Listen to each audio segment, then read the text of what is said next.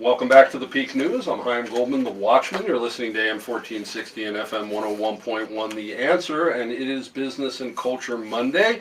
Thanks so much for being here as we have as our guest and co-host for the entire hour, local visionary mega entrepreneur and VENU CEO, formerly Notes Live, JW Roth. Again, JW, thanks so much for taking the time to come here. It's good to be here. Be on the program and answer these questions because definitely there's some dirty laundry out there regarding you. And what I love about doing local, hyper-local, is I get to bring the people on and go, hey, this is what they're saying, what's your position on it? And then the people can decide. That's what media is supposed to be. We're not supposed to be deciding what truth is and telling the people, as you know, but by putting the information out there and getting it from people individually and personally who are there, who are part of it, is something we love to do here at the Peak. So in our headline segment, our short format segment here, this is our speed round. We have three JW Roth articles. Firstly, regarding the amphitheater and the hardship permit. This is an article recently out of the paper that you own, The Independent. We'll see how they covered you here.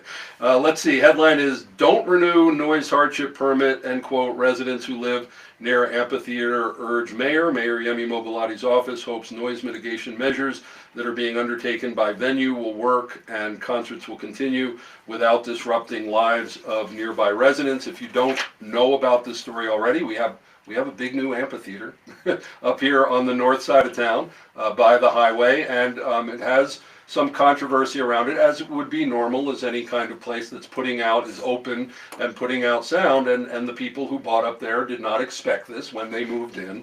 And so there's been a lot, and always was from the beginning before the plans were ever approved, is what's the deal with the noise. And there's something about that I want to get into, this noise hardship permit renewal, of asking for an extra consideration above what the law allows, but then claiming that you applied for it, JW, and that you shouldn't have because you really don't need it or that you don't qualify for it. What is your response to this whole noise and hardship issue, and why you do or don't need it? First, it's interesting. You know, you talk about the fact that article is in my paper. And listen, owning The Independent, I say this all the time. I tell my wife this all the time. It's like having a dog that sometimes you come home and it bites you.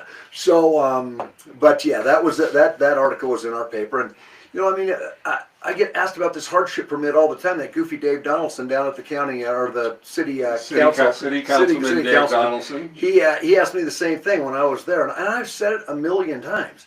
I need the hardship permit in my own development, where we've all agreed. So explain that. So you have an apartment development across the street. So in Polaris Point is a entertainment district or an entertainment development that includes restaurants, a racetrack, Top Golf, Ford Amphitheater, a couple of apartment buildings, the iFly, those businesses. It's really an entertainment district, and inside that district, I'm a landowner there. Gary Erickson's a landowner there, and we went to the other businesses and the residents and said, if we build this amphitheater, is it okay with you?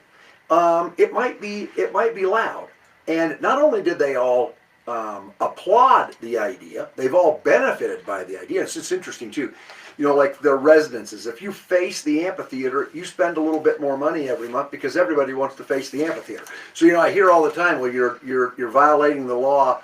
Well, I'm not. In my little development there, in the development that we're in, people want it. So I need the hardship permit because I do break the rules in my own development. Meaning the decibels are above acceptable That's levels right. in the development that you own. That are in, and the development that we're in has waived their right to complain, if you will, because they actually want the louder music. Now, outside of our development, it's like I told City Council, and like I say all of the time, I don't need the hardship permit if we can all agree on what the rules are. For example, if go ahead. Just 1 minute. We're just on this, so we can get to the other ones. Okay.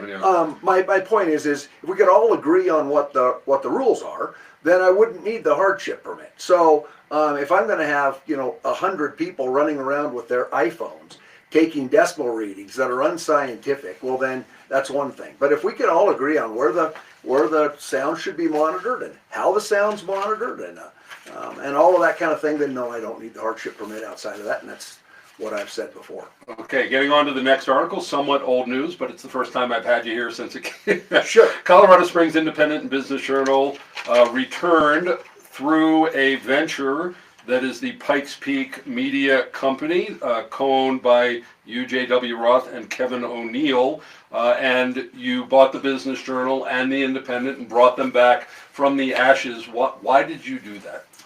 It's interesting. We don't have a lot of voices in terms of print media in Colorado Springs. I was one of the largest advertisers in both of those publications when they started to go out of business. And so because of all of your entertainment venue, because it's really an entertainment paper overall. Entertainment, hospitality, investments.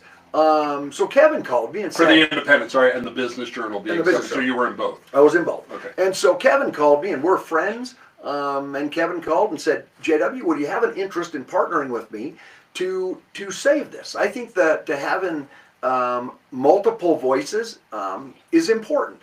And so I said, you know what, I agree with you. Meaning not just the Gazette. Not just the Gazette, that's exactly right. So we went together, he and I, and we purchased the Colorado Springs Business Journal and the Independent. Our primary focus at that time was to buy the Business Journal. It came with the Independent, and again, I was their largest advertiser. I marketed Boot Barn Hall at that time. Today it's the Phil Long Music Hall, but my restaurants and so on and so forth, and so that's the reason that I bought it. Okay. And I partnered with Kevin on buying it. As far as the Business Journal or the Independent, the Business Journal was the thing that you've told me you were really, really interested in seeing come back. The Independent came along with it. That's right. And later in the program, we're going to be talking about the Independent, because that is a controversial paper, and Sure. and people question, about you and who you are owning the Independent. We'll stick around. We're going to get to that question later. That's a popular one. Okay. Lastly, VENU, which was it's now the name from what was Notes Live. Yes. Yep. So VENU Holding Corporation had an initial public offering not too long ago, raised $13.8 million and got a valuation of how much on the company? $365 million on the company, and even though relatively, in a way, a small company with a big vision, you've been invited to go ring the bell on the New York Stock Exchange on January 21st. So we have about a minute or so left. Talk about the IPO and bringing out an IPO. Yeah, I can back up and tell you when we first started this business, the whole concept behind starting it was to be fan owned, right? So it's obviously fan founded. That's who I am. I love the music space, but to be fan owned was important to me. And so I structured the business so that at some point I could take the company public and offer the ownership of the company to the fan. And so that was the purpose behind doing it. The New York Stock Exchange was embracing of that. Our investment bank, Think Equity, was embracing of that. So at the end of the day, I took it public for that exact reason. And obviously we've been pretty disruptive. We're disruptive in the music space. We're disruptive in the venue space. We're doing things that a lot of other people aren't doing. We grew a balance sheet from zero to $300 million pretty quickly. And so as a result of doing that, they invited us to be back, and it's a huge honor to ring the bell on the New York Stock Exchange. So I'm going back with a couple hundred of my shareholders and my family and our employees, and we're gonna ring the bell and we're gonna party it up in New York. Okay, and how many different amphitheaters projects around the country are you currently working on in some way? We're building 5 currently in 5 different markets, or in 5 different markets. Okay, you're listening to JW Roth here on the Peak. When we come back, a tale of 2 cities. Can Colorado Springs grow and keep its unique culture? We'll be right back. Excellent. There we go. We're doing great. Sure.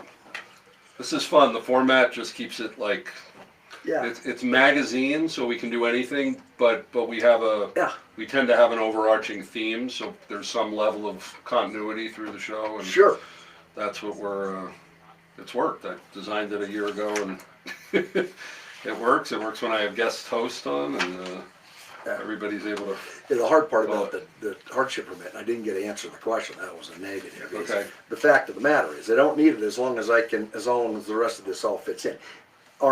I was cut off a little bit, just like the goofy Dave Donaldson cut me off. I mean, if I had the chance to answer the question, it's one thing, but I can always run. Okay, well, you know what, if you want to make a note for yourself over on segment 4, which is the segment after this next one, Yep. where on question 2 for the amphitheater, if you wanna throw that, because I asked you why has this become a controversial subject, if you wanna double back Yep. to that, please do, Yep. and take more time there. Yep. But again, we have about 2 or 3 minutes per. get And it. again, I knew when I hold up a finger, it looks like I'm telling you to stop. It Yeah. means I'm budgeting you a minute. Yeah. And, okay, we're good. So we're back in about 2 minutes. Okay. So if you want to make any more notes on your segment 3, that would be the time. Excellent. It's all good. I like doing good radio, and this is a good show. Yeah. How many listeners do you have, or do you even know? We don't know, You don't know. unfortunately. Not as many as we'd like. We'd like to become a force, but Yeah. I got so focused on just putting out a good show every day that getting enough sponsors, getting Sure. enough listeners. But now that we're coming around to a year, we're moving into other areas because Sure. my sponsors are all friends who love what we're doing, but there's a point where ROI needs to come in. I get it. And yeah, so unfortunately we don't know, but I know more than podcasts because we're broadcast. I mean, we're going out live over the region. Yeah. Yeah. We're gonna launch ours here pretty quick. Yep. You're We're gonna launch a podcast, and Okay. we built out studios in our offices up Okay. there. Looks a lot very similar to what Yeah. we have right here. Yeah. Yeah. Harlan's been doing a great job. Oh, that's good. That's good. One fan. Yeah. and it's going to be you. It's your podcast. Yeah, it's our podcast. Okay. It'll go out to the enthusiasts. So we've got about 100,000 followers, and then we'll add ticket buyers, to that. So we have there's a lot of people that follow us, and so if you've ever been to Ford Enthusiast, it's a Facebook page with 60,000 followers on that one alone. That'll follow what we. And will you interview upcoming acts? Upcoming artists, yep. But we're gonna do a lot of this kind of thing, where we sit and talk about stuff that seem to be controversial. And, yeah. Okay, great. Yeah. Okay.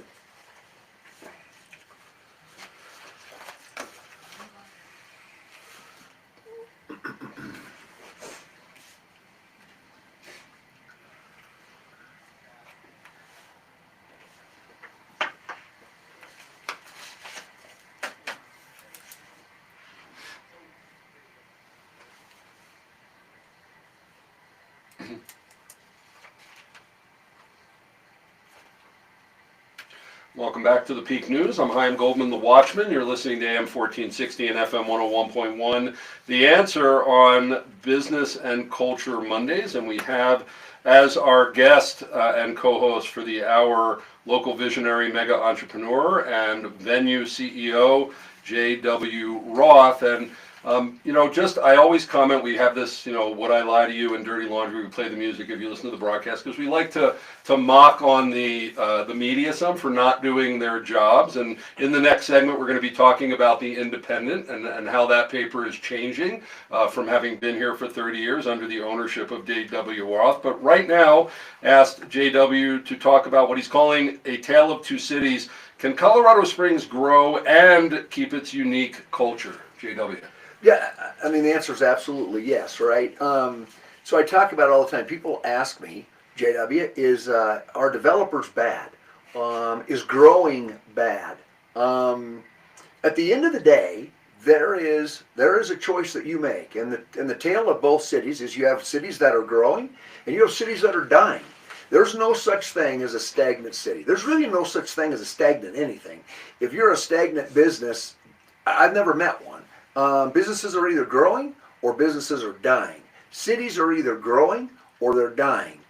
A growing city doesn't have to be a negative thing. A lot of people go, well, do you want to be Denver? Well, just because you're growing doesn't mean you're Denver. Just because you're vibrant doesn't mean you're Denver or that you want to be Denver. A growing city has a vibrancy about it. And a dying city has a there's a stigma to a dying city that nobody wants. So you have to ask yourself, I'm for a vibrant city. I'm for a city that my grandkids are going to want to stay here, that my kids are going to want to stay here. Vibrant cities create jobs. Jobs are usually created around economies that are growing. So in other words, if I'm an outside business and I want to bring my business, or the city of Car Springs wants me to come build my business in Car Springs, then I have to be able to sell my employees on the fact that there's good schools here, that it's safe, that the fire department is healthy, that the police department is healthy, that there's entertainment that's going to attract my employees to come here. So at the end of the day, if you're a dying city, you're not growing economically. And if you're not growing economically, you don't have a safe city. You can't pay the fire department the way you should. You can't pay the police department the way you should. You can't have the infrastructure that you should. So those are the questions. Now, is there a cost of being a vibrant city? There is. Cities that are vibrant have a sound to them. And I don't mean that in a funny way because of the amphitheater. I mean they just do. They have a sound. There is a traffic sound in a vibrant city that doesn't exist in a dead city. There is a downtown sound of people and activities. You know what I'm talking about. I don't have to explain it to you. There's a sound to a vibrant city. Then there's also sound to an absolutely dead city. A city where nobody wants to be, except for the sort of the old, angry, creepy guy that has the yard sign that says "Stay off my lawn." That's the guy that wants to live in the dead city. The guy that says, "I'm here, but I don't want anybody else to be here." I can tell you this: my family and I have been here longer than almost any of these listeners on here combined. We've been here for 5 generations, and so I'm not the guy that came in here and said, "I'm here, now I don't want anybody else." But there are a lot of people that come to a city and they say, "I'm here and I don't want anybody else. I want this to be the wilderness." It's not the way vibrant cities work. So anyway, the tale of two cities, you have to make your decision as a listener. You have to make your decision as a citizen. And more importantly, as a voter, do I want to live in a city that's growing and is economically vibrant, or do I want to live in a city that's dead? And so obviously your position is? Vibrancy. I vote for vibrancy every time. And I think we as citizens should vote for vibrancy. And you employ how many people in the area? 1,000. Yeah. Between Roth Premium Foods, VENU, the Independent, we employ a little bit over 1,000 people. So what do you think, folks? You know, we love Colorado Springs. Nobody wants it to be Denver. I don't think JW wants it to be Denver. Of course not. You didn't comment to that. But I'd live in Denver if I wanted it to be Denver. But what does it take for us to have a growing, vibrant city that holds onto its culture? Well, it's not just up to JW, it's up to all of us. That's right. You're listening to The Peak on AM 1460 and FM 101.1. The Answer. We'll be back after this short news break to talk to JW Roth about, well, so many things. We'll be right back. Good. You filled the space. I filled the space. I didn't think it would. I was confident. It was good, and you brought in. I was glad you brought up the, how long you've been here at the end, because people will challenge that. Yeah. Okay. So excited. I read in the paper the other day. Thank God it wasn't my own paper, but I read the paper the other day that I was a California developer. Thinking to myself, what the hell are you talking about? I'm not a California developer. You know what I mean? I'm finding, and if everybody's listening online, they're the extremes, and the truth is generally somewhere in the middle. Sure. Right? There's nobody's, but especially coming out of the Messianic Jewish movement, where so many people are purists. If you don't do Torah and do it the way I do it, you're not even a believer. I see that in so many this. The last name Roth. This right. This pure. The people are just pure in their philosophy, but no one lives there. No one lives in that pure philosophy. We're all human beings. We're complex, but everybody's trying to, if you're not on my team, you're on the other guy's team. Yeah. And that's why we have so many Republican parties here and so much division. Yep. And that's why, for me, dialogue. Yep. And that's what the event also is about. It's not just a fundraiser, but Yep. can we get the faith community and the media and business community and education and get them in a room, over a beer, and can we, Yes. and can we start talking with each Yeah. other and coming up with solutions that are outside our individual bubbles? Yep. Because I get to meet everybody, and we don't do that well here. Yeah. So, okay, we're back.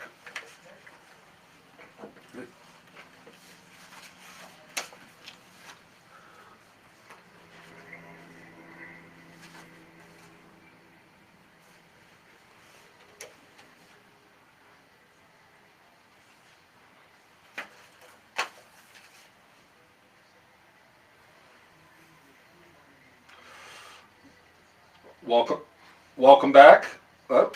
Welcome back. There we are. Welcome back to the Peak News. I'm Chaim Goldman, the Watchman, and yes, we rock this town. That was our purpose a year ago. We need to rock this town. We need to shake things up here because we want a vibrant community that has good media, that asks good questions, so that you can have the information that you need to run your life, your family, your business, and be part of our community. And it also applies today because we have JW Roth, who owns VENU and the Amphitheater, and Boot Barn, now Phil Long Music Hall. So this is a time of rocking the town, and it's a great town. We love Colorado Springs. We all came here. We were attracted to come here. But how we develop it and how we bring it out and how we move it into the future for ourselves and our children is up to us. And we hope that you'll join us here at the Peak News. If you have any desire to tell stories, we are the media outlet that says if you don't think we're doing a good enough job, come help us. You can start helping us today as a citizen journalist, as an intern, as a tech, as a sponsor, as a guest. So go on the peak.news and identify yourself. We'd love to work with you. A shout out to one of our gold sponsors, Vine and Wheel, for a refreshing new take on wine and cheese. Enjoy Vine and Wheel in downtown Colorado Springs, vineandwheel.com, because wine and cheese are meant to be enjoyed together. I think we can get an amen from everybody on that. So in this segment, this is our long format, if we can call it that, in such a quick hour interview segment. It's Business and Culture Monday, and we have local visionary mega entrepreneur, CEO of VENU, formerly Notes Live, JW Roth. Also, VENU is the owner and operator of Bourbon Brothers and Phil Long Music Hall, formerly Boot Barn Hall. And we're actually going to be getting into corporate sponsorships in the next segment, if all these formerlies, because you got to start it with one name and then sell it with another. The co-owner of Pikes Peak Media Company that owns and operates the Colorado Springs Business Journal and the Independent newspapers. JW, thanks again. It's been a pleasure the first half hour, and I'm looking forward to the second one. It's good to be here. So you mentioned your fifth generation Colorado Springs. I had heard you speak in the past that you had, your business of having a lemonade stand up on the north end. Is that where you were from? But give us some of your background. Childhood, growing up here. And how you got to be who you are today. Yeah, well, I didn't have a lemonade stand, but I had a choke cherry stand. Choke cherry. Okay, there we go. I sold firewood. But my family is fifth generation Colorado. I grew up on two different ranches. One that was over by Sedalia, and then here just a small ranch off the Greenland, where my dad had his place. In fact, he still lives on it today. And so that's where I grew up. I grew up in sort of the agricultural space, showing cattle and working in 4-H, and one thing led to another, and over time I ended up founding Aspen Bio, and then ultimately Roth Premium Foods. Roth Premium is, as many people know, is a prepared foods manufacturer, owner of the distribution of Whole30. And our plants are here in Colorado, and we have distribution plants throughout the United States. Okay, and then how'd Notes Live come about? I've been a music fan my whole life. I mean, I didn't grow up in a rich family, so going to a concert for me as a kid required most likely climbing a fence. I've been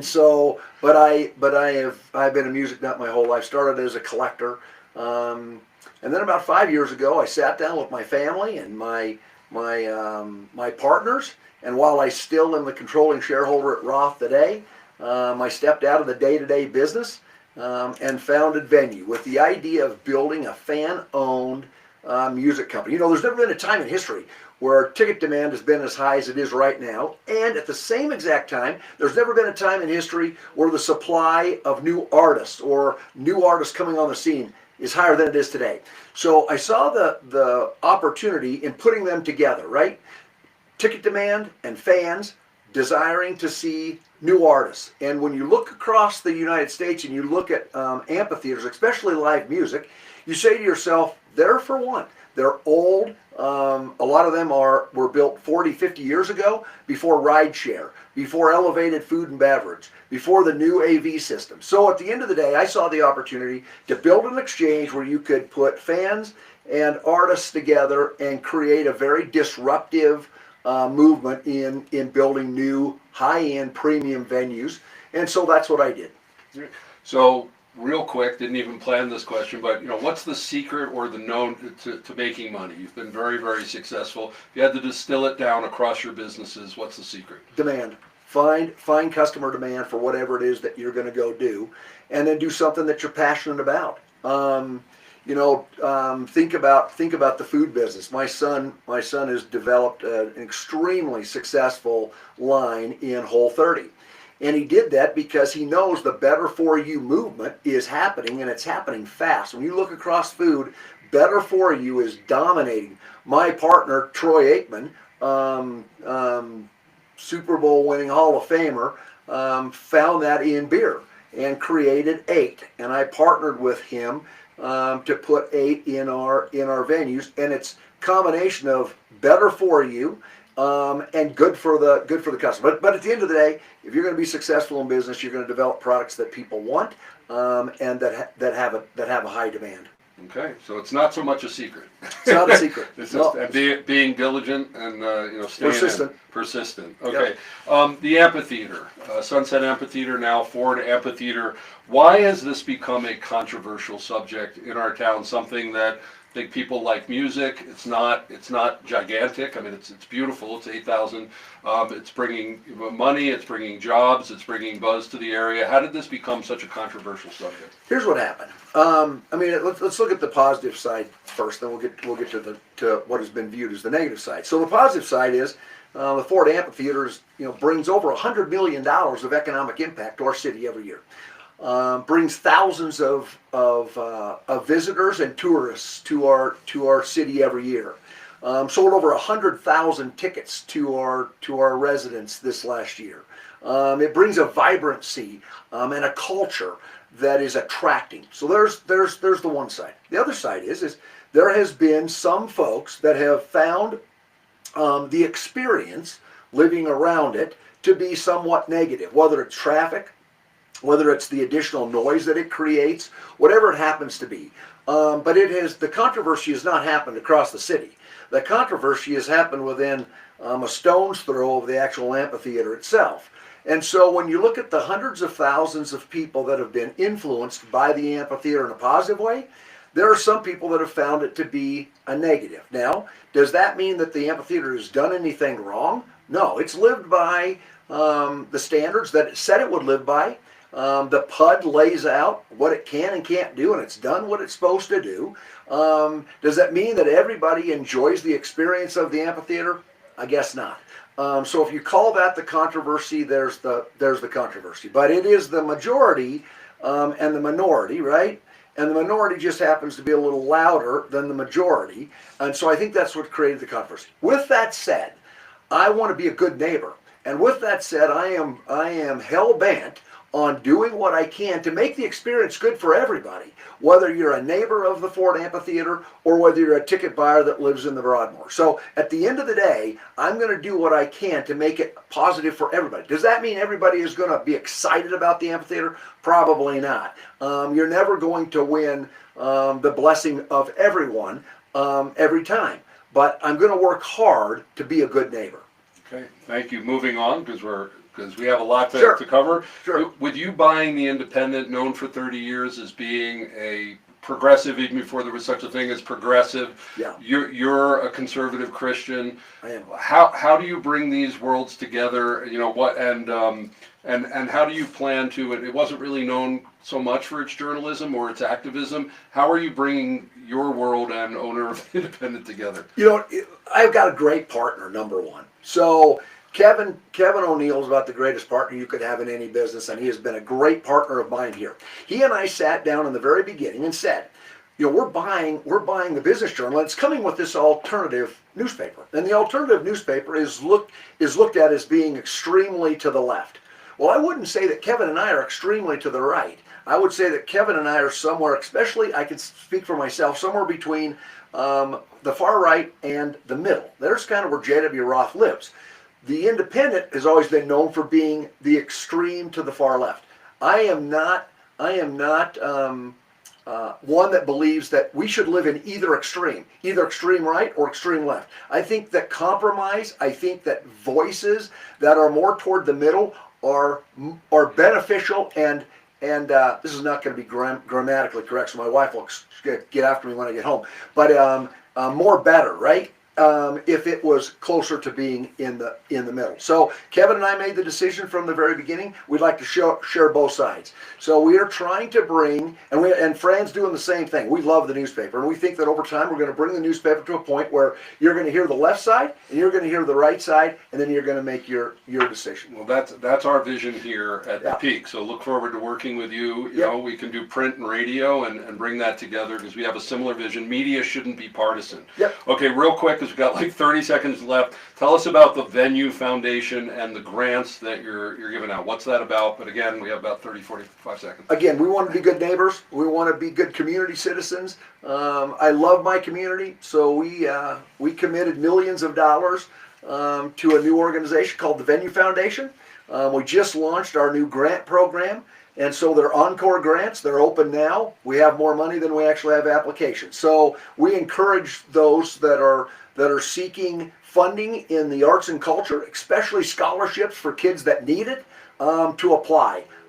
At the end of the day, my goal is to give millions of dollars back to the communities that we are in, because we want to be parts of those communities. This is funded by ticket sales? Ticket sales, and then my wife and I have funded a piece of it. But it's venufoundation.org. Yeah, venufoundation.org, and the main website for VENU is venu.live. When we come back, we're going to be finishing up with JW and talking about the importance of partnerships, and of course, Jim Miller, Just a Guy, and the Peak Grants. I'm Chaim Goldman, the Watchman. We're here with JW Roth, and we'll be right back. Woo! We made it. There you go. There you go. We made it. Okay. Only called Dave Donaldson goofy once, right? So That's all once. fine. That's once. I had to get it out there one time. You did. He would think I was sick if I didn't. Exactly, Okay. right. We don't want him to think Okay, that. so final segment. Again, we have about, we actually have a little bit extra because I think I have 5:30 here. So we have about a full 5 minutes Okay. there. So what are partnerships? Why are partnerships so important in building a successful business at any level? And then what are the major partnerships you're involved in right now? And then leaving time to promote that, and we'll see how that times out. Perfect. Okay, great. Get a picture of you guys. Thank- 1, 2, 3. Thank you. We'll get in there. Zach will come in at the end to get a Sure. photo for sure. Oh, that's fun. That's okay. We're back in. Well, we still got a couple minutes. Okay.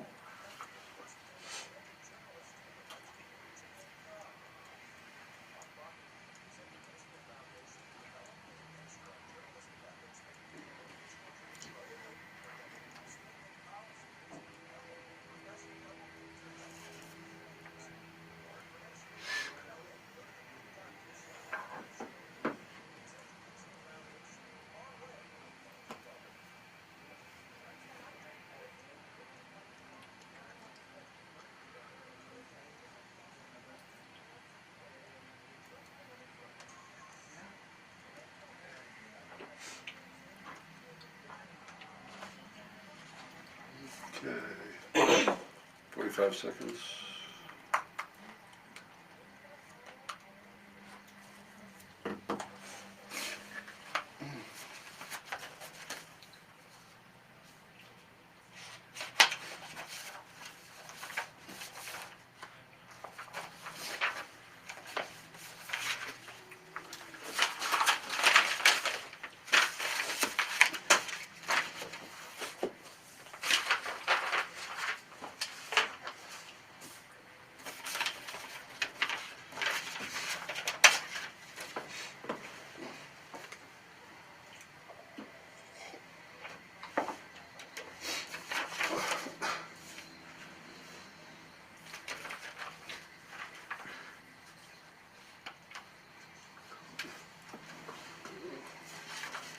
Welcome back to the Peak News. I'm Chaim Goldman, the Watchman. You're listening to us on AM 1460 and FM 101.1. The Answer, and we're finishing up the final segment with JW Roth, a local mega entrepreneur, owner of VENU Live CEO, chairman of VENU VENU with the Amphitheater, formerly Notes Live, with the Ford Amphitheater, formerly Sunset Amphitheater. And so I'm bringing up all of those names because obviously strategic business partnerships and corporate sponsorships are very important to you in the way that you do business. Working with other people's money is a way that that's how you really make money. And so why are partnerships so important in building a successful business at any level, JW? Support. I mean, at the end of the day, every business that it's worth its salt has unique sponsorships and has unique partnerships. I've kind of taken a page out of the playbook of George Steinbrenner, one of the guys that I've just thought was the greatest businessman of all time, owns the New York Yankees, and Jerry Jones of the Dallas Cowboys. Those guys did a fantastic job of building partnerships and relationships that then support their business. I did it here when I did the fire pit suites. I mean, I sold 90 fire pit suites to partners in the area, whether they were families or businesses or whatever. And at the end of the day, that creates a following and a support system.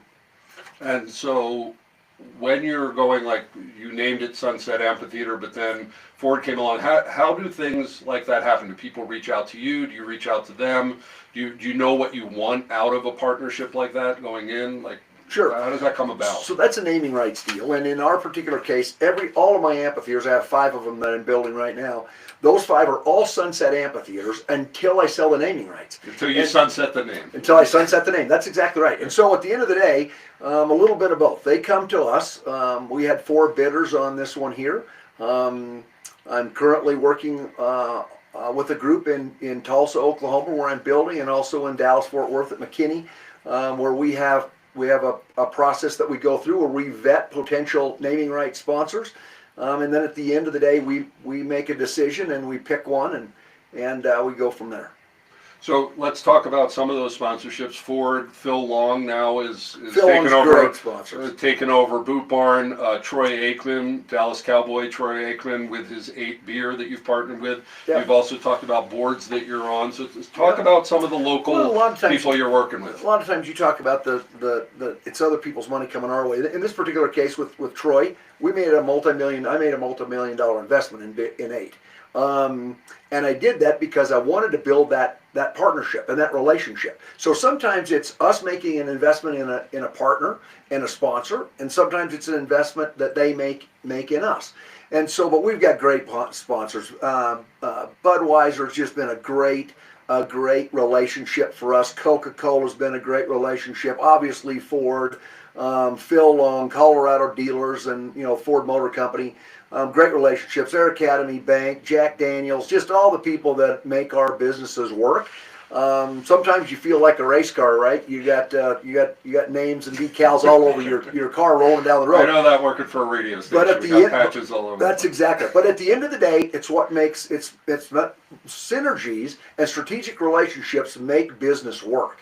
And so I've always been a big fan of that. And whether we're making investments in other people or people are making investments in us, sponsorships and partnerships are important to any business. Talk about, we have a little bit of time left, just why it's mutually advantageous. I think people that don't understand business are always talking about, it's about the greed, it's about the money.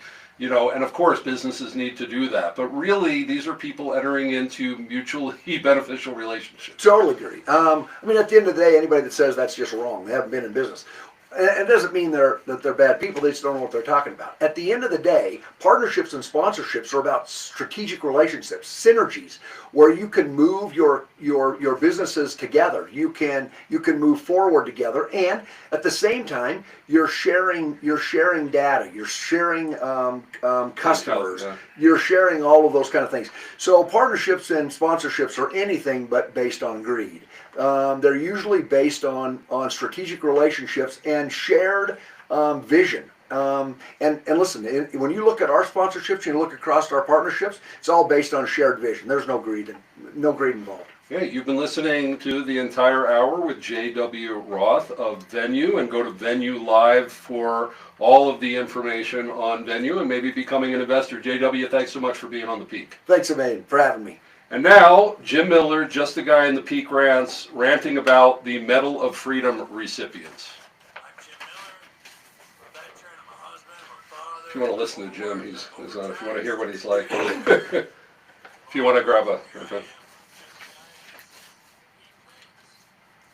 So, good old Joey Atrico Pikes sending out the medals of freedom. Those haven't been for a while. The highest honor for civilians. So we got a whole ceremony.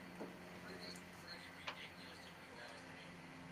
Now, there's a couple of standouts with it.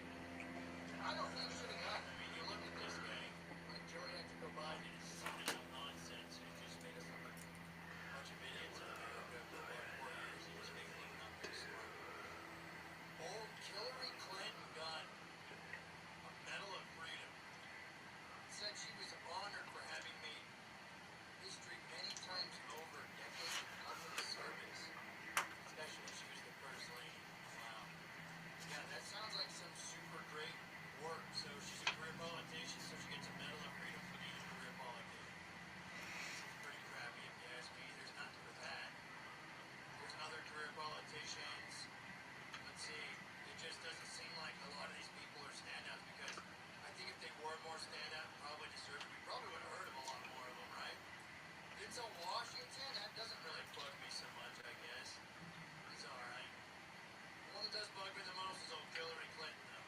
Little Miss Benghazi herself, right? I don't know what that's about. I don't like it. I think it's ridiculous. Once again, some superficial, nonsensical thing presented with very low merit to a career politician is probably quicker than giving her anything an old tree that's been blown over. Guy. More just totally pointless. I don't think she deserves it. I don't think any of us think she deserves it.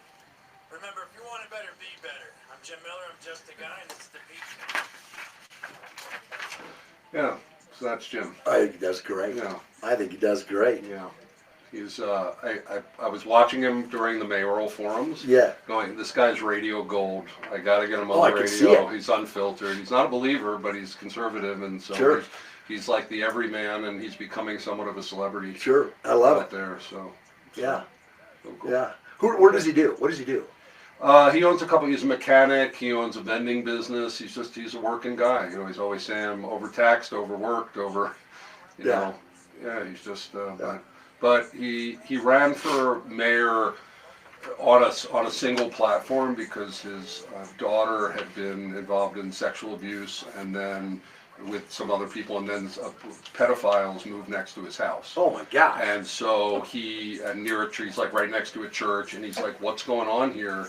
That, you know, and I didn't get the full story, but I think they may have done something with his daughter, and he couldn't. The church did? No, these guys Oh, moved yeah. next door. And so he went out there as sort of this single issue candidate Yeah. to punch a pedophile campaign. Yeah. is Jim. But that's his real rally cry. He continues to meet with Yemi and ask, hey, can we, you know, get these sex offenders registered and people knowing about him. Even before Halloween, he wanted people identified so people weren't going into people's homes. But then, so he would go out there and people would ask him issues. He'd be like, I'm just a guy, and I don't know, but I'm going to put good people around me. I'm going to get experts on that. I don't know a lot, but I know that we should. I know that doing this is stupid, and we've been doing it. And I'm sitting there in the audience going, I got to get this guy on the radio. Oh, that's funny. He's amazing. So we actually did a voter guide with him. I do church voter guides, but we brought him on and did a voter guide. Okay. We did a voter guide on Jim, just like looking at the ballot issues and just making comments. And I didn't agree with him on everything, but we just sort of let him go and see what we came up with. So that we're really experimenting here. This is an experimental format. You know, people have said to me, well, if you let regular people in, like, you're going to have to deal with crazy people and their issues and stuff. I said, yeah, but on the other side, you have to deal with people who've been through journalism school who are activists and they're communists. And they're just as crazy. Yeah, and you're going to have to deal with them. Yeah. So you're going to have to deal with someone as, you know, trying to do news and trying to do this right. So anyway, can you hang a little bit, just finish the show, and you have to run out of here right at 4? Or? I do. I got a board meeting that starts at 4:30. Okay, can you just let me close? And, Sure. and Absolutely. Out, say my, okay. Absolutely. Okay, thank you.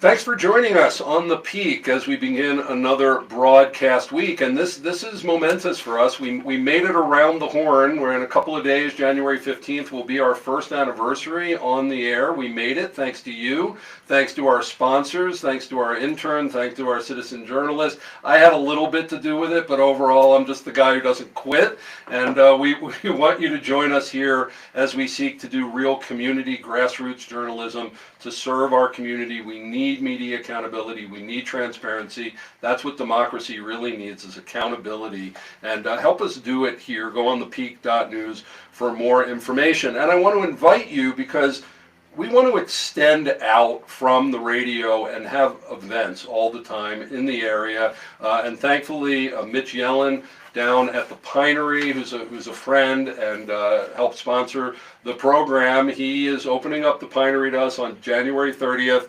We're having an event called Taste of the Peak. We're going to have lots of different vendors down there and experiences and great speakers. And what is it for? It's for the benefit of our nonprofit, the Peak News Educational Foundation, in order to train up a new generation of ethical journalists, yes, that is such a thing, and to plug them into internships and help them break into media, because that's how you do it. You got to get inside here to do that. So go to the peak.news/events for more information and to get your tickets before they sell out. Well, we air Monday through Thursday, 3 to 4 p.m. here on The Answer. Tomorrow is Government and Politics Day, and we have Colorado Springs Fire Chief Randy Royal. Lots to talk about with him, especially in light of the LA fires raging now. And Wednesday, the 15th, is our Peak News first anniversary show with all the regulars. Please join us for that celebration. Now stay tuned next for the Larry Elder Show, coming up next here on The Answer, and check out our 150 plus podcasts at thepeak.news. The Peak,